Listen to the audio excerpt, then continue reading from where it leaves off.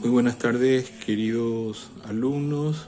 Me es grato poder comunicarme virtualmente nuevamente con ustedes a través de esta plataforma y sobre todo es para mí un honor poder compartir con ustedes algunas ilustraciones en materia de procesal penal, especialmente.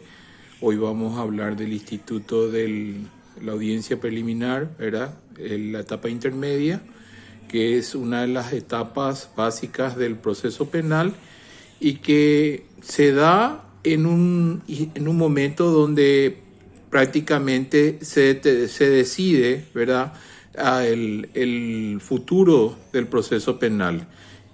Y lo digo así porque si bien puede elevarse la causa a juicio oral y público, también puede darse una forma de terminación del proceso penal a través de la aplicación de medidas o formas de terminación de un proceso penal, como son la suspensión condicional del procedimiento o el procedimiento abreviado, ¿verdad? También el criterio de oportunidad o eventualmente algún requerimiento que dé a fin al proceso como lo establece nuestro código ritual de forma. Hoy vamos a hablar de un esquema básico, práctico, ordinario dentro de la etapa intermedia que nace, ¿verdad?, con el requerimiento fiscal o con la acusación, ¿verdad?, que puede darse a través del Ministerio Público, que es el titular de la acción penal pública, o a través de la querella adhesiva.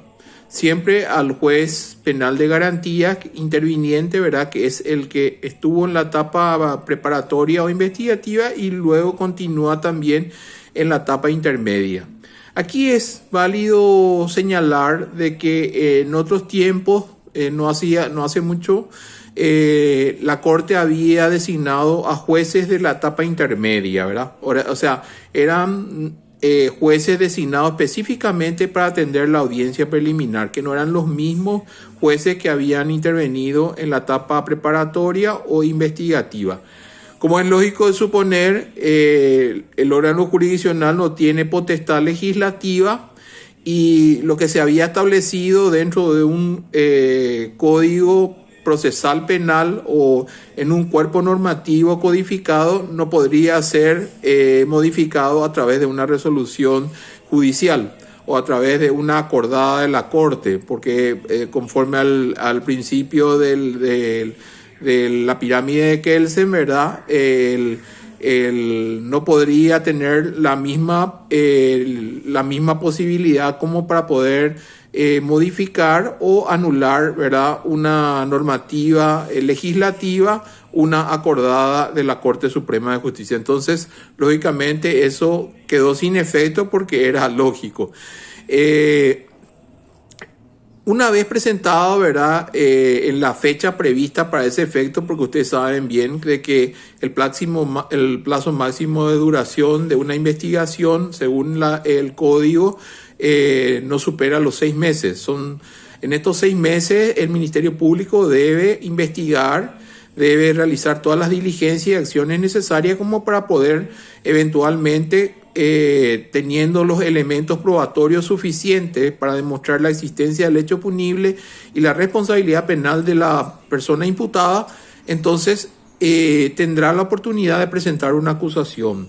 Caso contrario, buscará entonces solucionar el déficit quizás en la investigación o la falta de elementos probatorios suficientes como para sustentar estas tesituras que les mencioné precedentemente. Entonces va a tener que solicitar entonces algunas salidas alternativas al proceso penal, como ya lo manifesté. Podrá pedir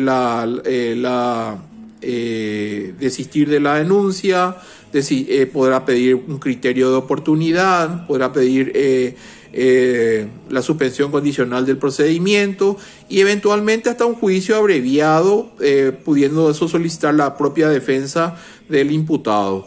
Pero son situaciones en las cuales verdaderamente debe ameritar el Ministerio Público y no presentar una acusación sin tener los elementos probatorios que den certeza verdaderamente a la existencia del hecho punible y a la responsabilidad penal del acusado. De esta manifestación o de este requerimiento fiscal, el juez va a poner de manifiesto y notificar a las partes, ¿verdad? Va a poner a disposición las actuaciones, las evidencias en un plazo común de 5 días. Va a convocar a una audiencia oral y pública, y lo digo pública así entre comillas porque en realidad que la audiencia preliminar es pública, pero para las partes, no así para los terceros que no tienen interés ni se encuentran involucrados dentro del proceso penal. O sea, única y exclusivamente para las partes, es pública para las partes intervinientes.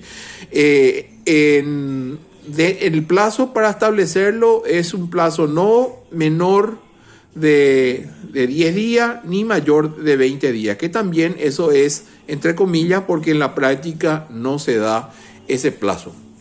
Ahora, ¿qué las partes podrán proponer? Las partes podrán proponer, por ejemplo, señalar los oficios formales, oponer excepciones, plantear incidentes, podrán plantear el criterio de oportunidad como una salida alternativa al proceso penal, podrá también solicitar la suspensión condicional del procedimiento, un procedimiento abreviado, cuando la pena no supere los 5 años, podrá solicitarle al juez interviniente el procedimiento abreviado, siempre dentro de la formalidad establecida en la ley. Podrá solicitar también en los hechos punibles contra los bienes de las personas o en los hechos punibles culposos, la conciliación, que es la reparación civil del daño, el sobreseimiento definitivo o provisional, ¿verdad? Conforme sean delitos o crímenes, ¿verdad? Estos se podrán aplicar por 1 año o por 3 años y en ese lapso de tiempo realizar todas las diligencias pendientes y poder solicitar la reapertura nuevamente de la causa. También las medidas cautelares, un anticipo jurisdiccional de prueba en los casos de las pruebas que requieren que se lleven adelante con la intervención de todas las partes, ¿verdad? Y que por la urgencia requieran que sean realizadas inmediatamente a efecto de no perder de vista, ¿verdad? O no perder el efecto del elemento probatorio por la circunstancia de urgencia, ¿verdad? Urgencia y excepcionalidad. Y proponer las pruebas que van a ser diligenciadas durante el juicio oral y público. Ya en la audiencia de la preliminar, ¿verdad? En primer lugar, una de las obligaciones del juez de garantía es solicitar en los casos que requiera la conciliación entre las partes, ¿verdad? Intentará buscar la conciliación entre las partes intervinientes, los fundamentos de la pretensión, la producción de las pruebas, ¿verdad? La declaración del imputado y de todo lo que se va realizando dentro de las actuaciones en la audiencia, como en todas las audiencias, ¿verdad? Se va labrando acta, se va registrando, ¿verdad? En el acta que va a labrar el actuario. Entonces eso todo queda ya registrado, ¿verdad? Queda eso evidenciado de manera que el juez pueda tener a disposición en el momento de dictar la resolución. Y finalmente, el juez, terminada la audiencia, va a dictar una resolución por la cual va a ir resolviendo todas las cuestiones previas que han sido formuladas para resolver, como son los incidentes, las excepciones, todos los planteamientos previos, y finalmente va a tomar la decisión de que si están o no en condiciones de poder, si hubo acusación, elevar la causa a juicio oral y público, ¿verdad? O de lo contrario, lo resuelve ya directamente ahí y ya da una salida alternativa al proceso penal. Entre las resoluciones que va a emitir el juzgado se encuentra la de admitir la acusación fiscal y en particular y en su caso puede admitir en forma total o parcialmente la acusación, las pruebas que van a ser diligenciadas durante el juicio oral. Va a poder modificar también la calificación, va a identificar a las partes, va a establecer la procedencia o no de las medidas cautelares que se solicitan, la intimación de comparecer el imputado, ¿verdad?, o las partes involucradas en el proceso, y la remisión eventualmente, en el caso de la elevación de la causa a juicio oral y público, de la remisión de las actuaciones y las evidencias a la etapa del juicio oral y público. Es dable señalar de que en estas causas el juez tiene la total potestad, ¿verdad?, como juez de garantía, de ir saneando el proceso, ¿verdad?, de ir purificando el proceso, de manera de que todos aquellos vicios o imperfecciones procesales se puedan ir resolviendo, de manera de que no puedan eso ser motivo para que luego en la siguiente etapa, que es la del juicio oral y público, pueda ser un motivo para anular el proceso o para viciar las solemnidades o formalidades que finalmente deriven en una absolución del imputado. Entonces, todas estas cuestiones van a ser motivos para que el juez amerite, analice, estudie, ¿verdad?, y luego pueda dar su veredicto final. Tenemos que entender una cosita, de que la audiencia preliminar surge un poco como consecuencia de que un individuo que está investigado por la comisión de un hecho punible no puede estar en forma indefinida sometido a un proceso penal.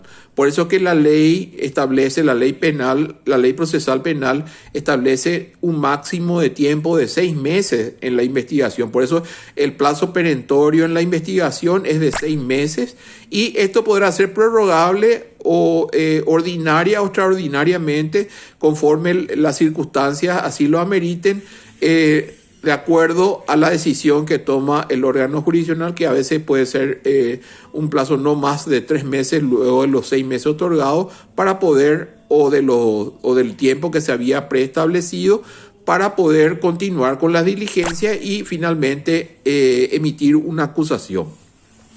O sea, todas estas circunstancias son las que van a ir estableciéndose durante la audiencia preliminar, y finalmente, como les digo, va a determinar la suerte del proceso, porque finalmente o eleva la causa a juicio oral y público el juez de garantía, o resuelve las cuestiones sometidas a su consideración, sean a través de un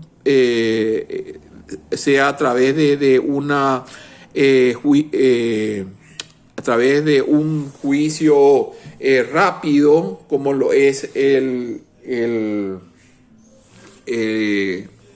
juicio previo que se establece, ¿verdad?, de poco tiempo, ¿verdad?, dándole toda la potestad y facultad al juez de garantía para que así él lo resuelva. Nos referimos específicamente a los hechos punibles que no tienen una pena superior a 5 años. Entonces, en esos casos, ¿verdad?, el juez va a meritar en un procedimiento abreviado las resoluciones que va a emitir.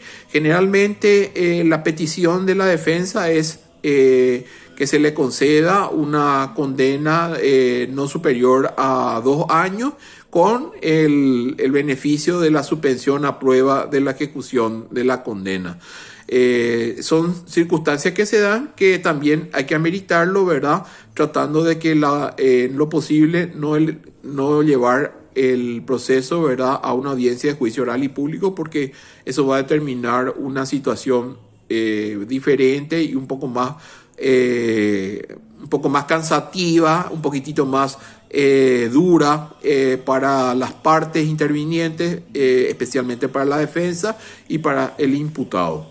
Bueno, de esta manera, brevemente, entonces, hemos señalado cuáles son, entonces, dentro de un esquema básico, ordinario, procesal, cuáles son las características de la audiencia preliminar, y es la que hoy se aplican en las audiencias preliminares que se realizan en los procesos penales. Les agradezco mucho la atención y les deseo que sigan perseverando en el estudio, en el trabajo que están realizando en esta materia, y que tengan un feliz fin de semana. Muchísimas gracias. Hasta siempre.